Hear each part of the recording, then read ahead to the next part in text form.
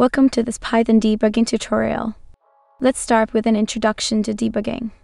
Debugging is the process of identifying and fixing errors in your code.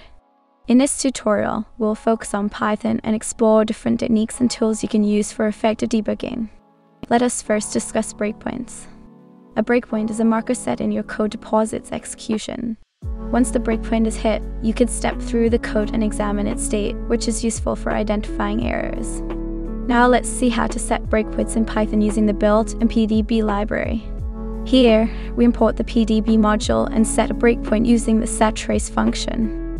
Next, let's talk about stack traces.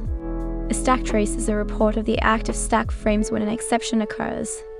It helps identify which function was executing and the call sequence that led to the exception.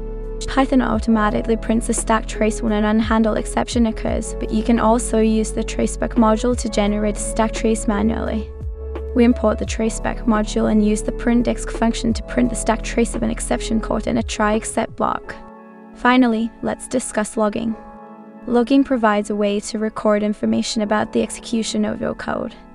We can use Python's built-in logging module to generate logs with varying levels, such as debug, info, warning, error, and critical.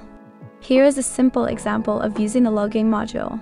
In this example, we import the logging module, set the log level, and then create log messages with different levels. That's it for this tutorial. With these tips and techniques, you will be well equipped to tackle debugging in Python. Thank you for watching. Don't forget to like, share, and subscribe to our channel.